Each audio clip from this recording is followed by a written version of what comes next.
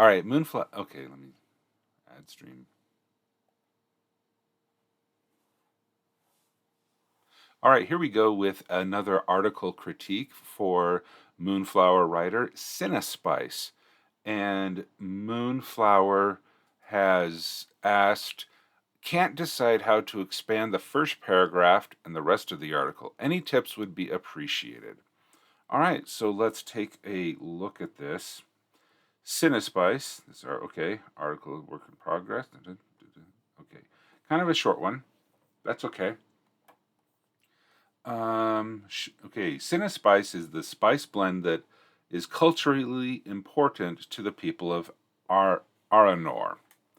Sugar and spice and everything nice. Cinnaspice is noticeably sweet, but has a burning, spicy kick to it. This sweet spiciness is a common flavor in Aranor and the surrounding nations due to Cinnaspice's prevalence there. Birch, birth, birch. Sometimes you got to watch out for the font because that T looks a lot like a C. In my defense, um,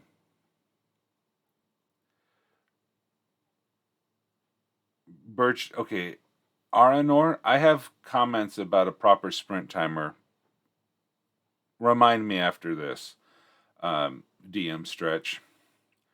Aranor. Cinnaspice is used in many rituals, most notably rituals. Cinnaspice is used in the naming rituals and the burial rites. Cinnaspice is seen as being able to attach and detach a person's soul to physical things. Interesting. In Aranor's naming ritual, Cinnaspice is mixed with water to make a paste which is applied to the newborn's chest. I hope that doesn't hurt. The paste is then smeared on a piece of ritual paper on which is written the newborn's name. This is seen as connecting the baby's soul to their names. The ritual is why pregnant mothers tend to carry pouches of Cinnaspice around their neck. That's a really cool little thing. In burial rituals of Aranor, a paste is made from Cinnaspice and grapeseed oil. Is made from. Okay, a paste is made from Cinnaspice and grapeseed oil. I would put a period there, then go it is, or the paste is. Yeah. Well, that's a good. The Vicks Vapo Rub. My granny used it from everything. Well, that does it. How does it react when smeared on it? Does this have medicinal purposes like a Vicks Vapo Rub? Are people trying to detach the sickness from their chest? When mixed with water versus grapeseed oil versus other things, does it have any medicinal purposes or culinary purposes? Okay, it is applied to the closed eyelids of a corpse.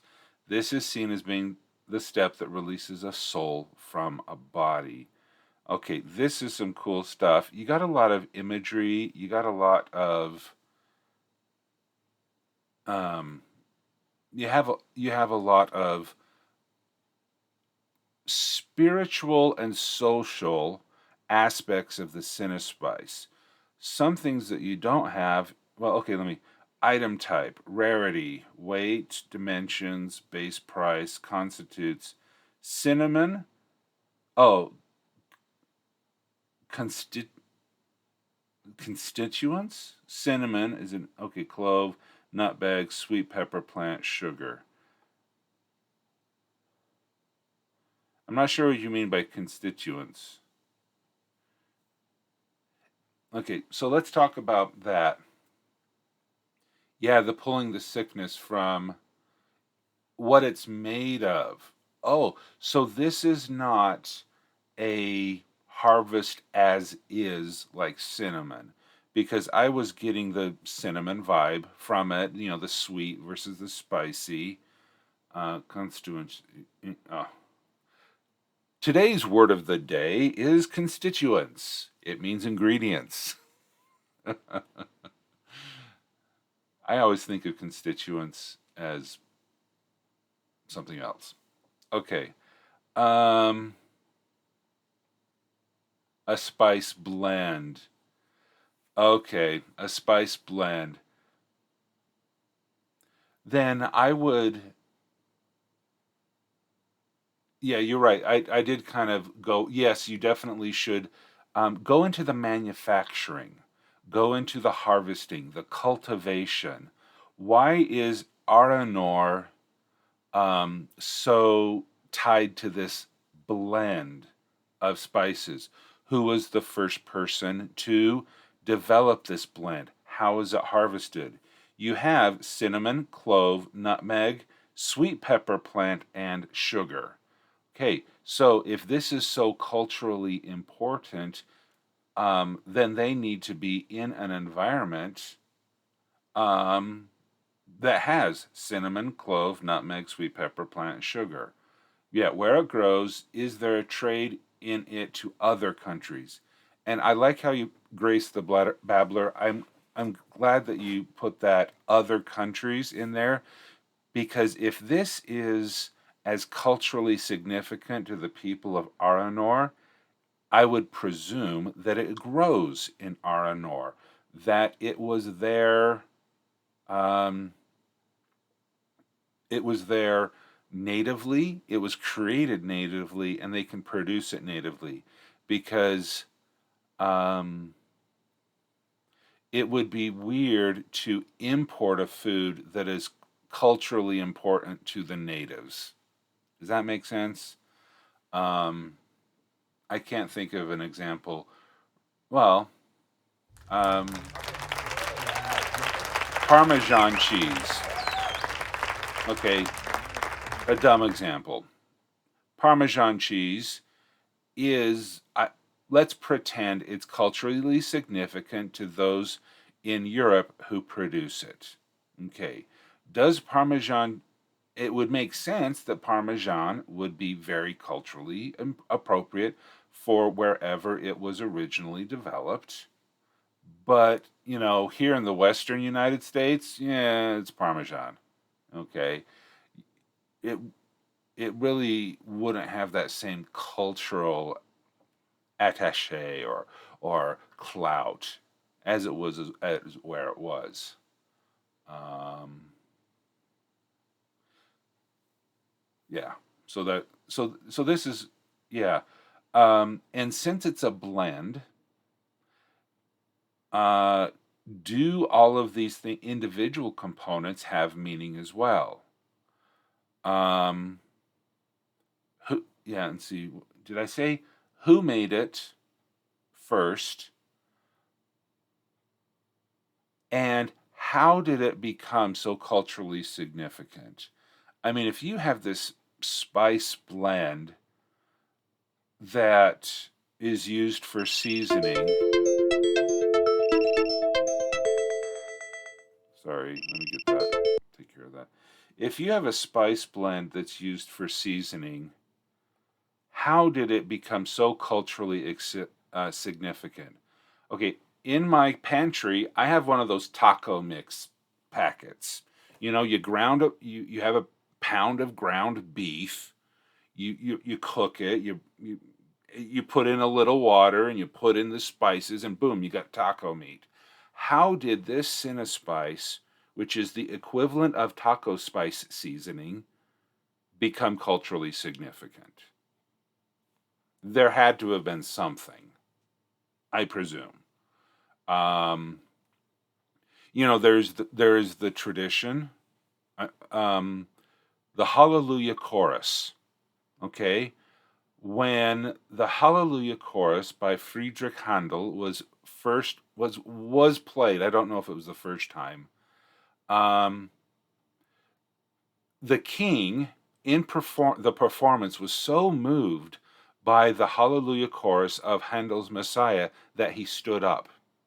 And when the king stands up, everybody stands up. And so, thus is the tradition. When you are performing or watching a performance of Handel's Messiah during the Hallelujah Chorus, you stand up. because the king stood up a couple hundred years ago. But, it's a cool thing that you do. So, what event happened that made this spice so religiously significant? Okay. There is religious significance, but I didn't expand on it. That I didn't think. Okay. So which religion? Is it related to harvest, feast days? Yeah. Yep, there you go. Okay. Oh, and of course, James, food options for other countries. Do people eat it? Or is it so sacred that you're not allowed to eat it? That would be a big question that I would have. Um, I had some friends years ago who would always carry around a bottle of Tabasco sauce.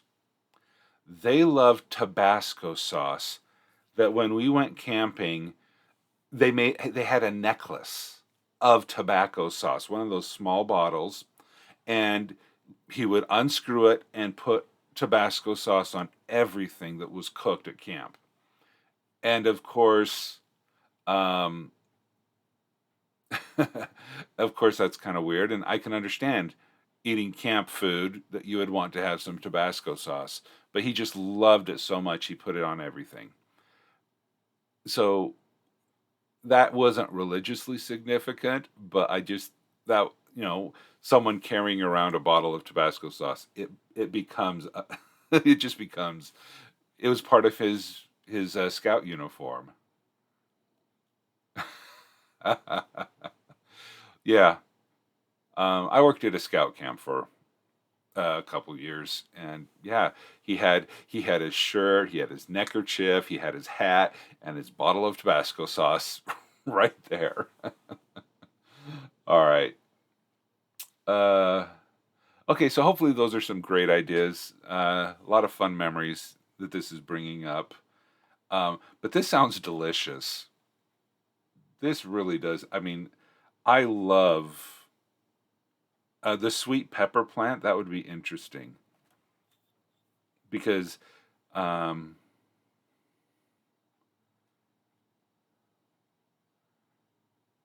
all right. So there we go. I think that is my comments on it.